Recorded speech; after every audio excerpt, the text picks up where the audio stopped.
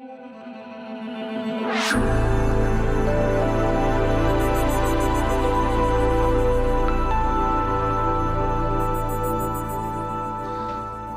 it is good to be back with you for another day as we are continuing on through our journey of ancient paths. My name is Kevin Young, and I have the privilege of serving at Christ Table as lead clergy. If you'd like to know more about Christ Table, you can visit right there, that URL, www.christstable.today.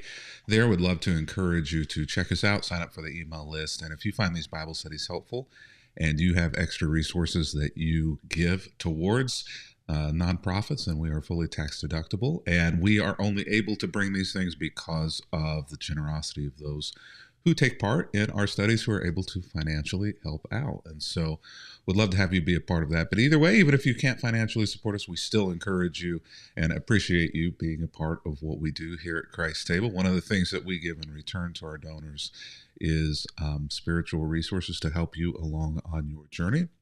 And we are about to send a box of those resources out to anyone who's a regular donor. And so consider that in your giving plan and in your generosity. But I also want to make sure that you know about this URL right there, go.christstable.today/ancientpaths. If you go there, you're going to find all of the materials for free electronically to this study, a PDF that lists out all of the readings and all of the information of the days in which we'll be doing this live here.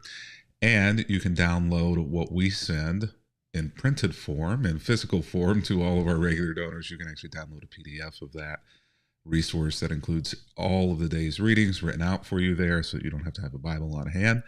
It also includes with it study questions to go deeper, journaling space, and so we give this to anyone for free who would like to use it as a guide to help them through the journey of ancient paths, where we are looking at 6 spiritual practices that were utilized by the early church to help form faith, to help transform faith in people. They didn't have a Bible for at least hundreds of years, and a Bible in hand didn't actually happen for like 1,500 years or so, until the invention of the printing press, where people could begin to have and own their own Bibles. And so the church has used these formational practices throughout its history in order to help people form faith. And so the utilization of prayer, intentional prayer at specific times during the day, the utilization of examples of faith. We're going to talk about an example of faith today, Abram. The church has used examples of faith, traditionally called saints, throughout its history.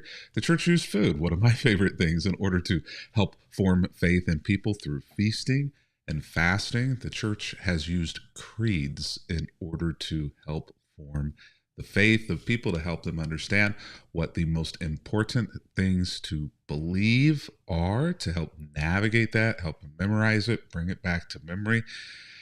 And then the one that we're talking about this week, the church has used pilgrimage to form faith. So for anybody who likes to eat as much as I do, then movement and walking is equally important to maintaining health. And so pilgrimage is essentially taking a walk, but it is an intentional walk to a destination of physical or spiritual importance, somewhere that is significant to you or to the faith, and a place where, and we call these thin places where the membrane or the barrier between another reality, a supernatural reality, and our natural reality seems to be and to feel especially thin. The Camino de Santiago in Spain, and many of the routes begin in France, are one of those pilgrimage routes that leads to the Cathedral of St. James in Santiago.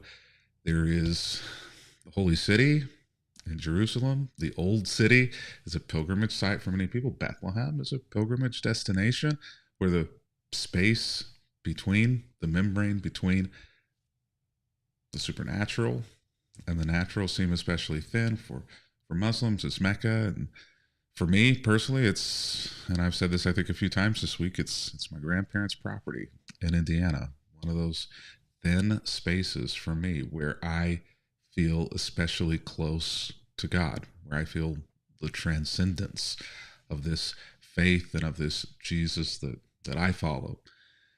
So today we're going to find ourselves talking about another pilgrimage. A couple of days ago, we talked about the Magi in Matthew chapter 2 and their pilgrimage to see Jesus, the one who was told of old, they thought, and saw in the prophecies of the ancient Jewish people. We also talked yesterday about the Exodus and how the Exodus was a pilgrimage. And so today we're going to look at Abram and a pilgrimage that he takes that has a very interesting beginning. We're going to find ourselves in Genesis chapter 12 and in the first 5 verses. This is a rather short one, so why don't we just go ahead and jump in.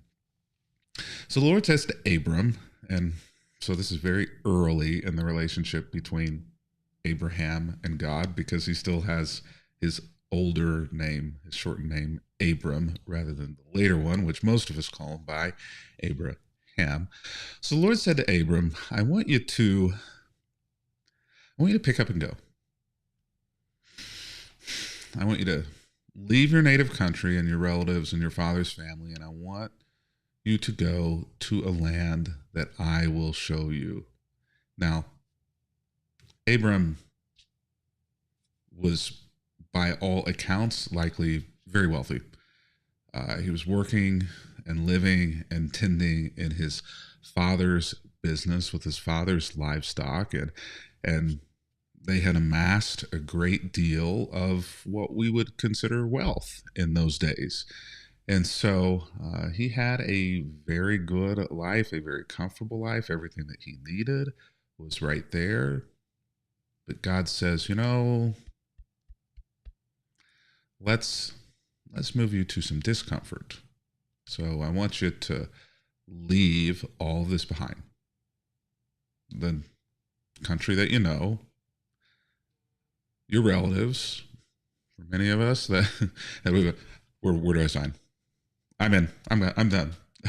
You had me at leave my relatives behind. Your father's family, and go to the land that I will show you. But there's some promises here. If you do so, it's going to be worth your while. What you leave behind may well be not as great as what you gain at the destination. Even though the journey to get to the destination, the pilgrimage to make your way there, may be difficult, it'll be worth it in the end, Abram. I'm going to make you into a great nation. I'm going to bless you and make you famous, and you will be a blessing to other people. Those people who say good things about you and bless you, I'm going to bless those people. And those people who do the opposite of that, who treat you with contempt, well, a curse shall be on their heads.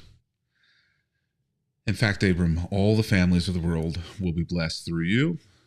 So Abram departs, as the Lord had instructed. And Lot went with him. Lot was his nephew, and it's going to cause a fair amount of problems along the way. Good old Lot. Abram was 75 years old. 75 years old? You think God is done with you? 75 years old.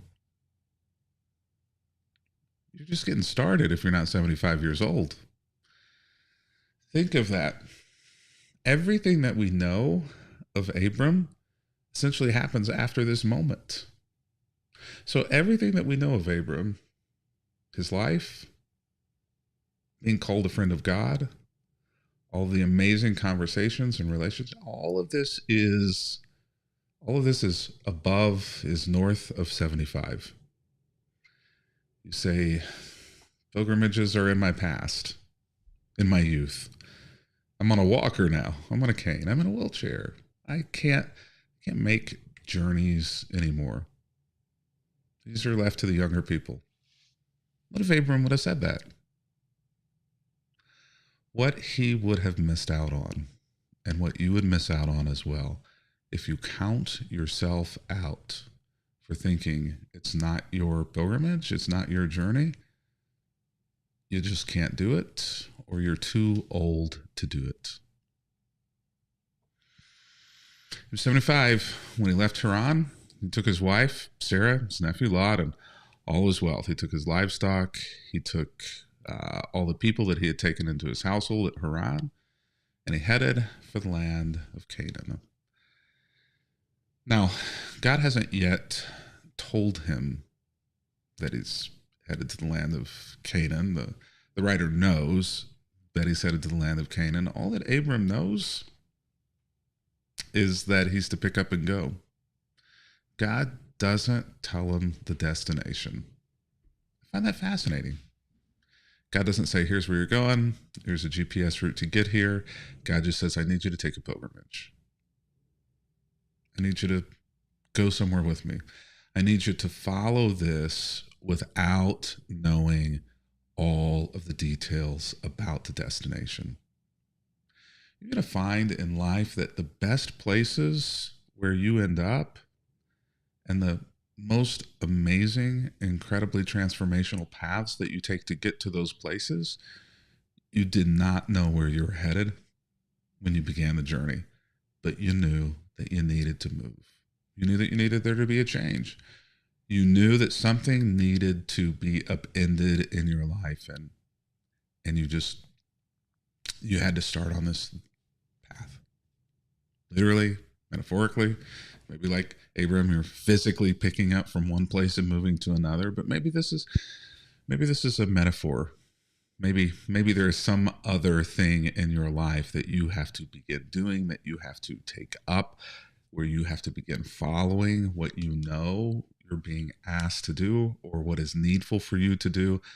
And unless you make that first footfall, you will never experience all of the blessings for making the pilgrimage. Sometimes you just got to go. God said to Abram, pick up everything and follow me. I'm not going to tell you where we're going, though. And Abraham goes. Now, if Abraham would have asked questions or pushed back, would the outcome have been the same? Would he have lost? I don't know. I actually think probably not.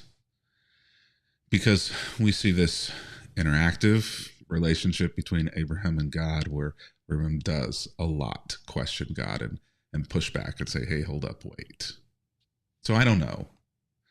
But what I do know is that Abram didn't have to have all of the answers in order to make the pilgrimage. And we see that throughout Abraham's life. That faith, and I think you have that as well. Maybe more than you think you do. To follow, to make the pilgrimage without having to know all of the details yet about the destination or the path to get there. If you're always waiting until you know enough to feel comfortable, you're always going to be waiting. Sometimes you just got to go. Well, until tomorrow and the final day of pilgrimage, happy reading.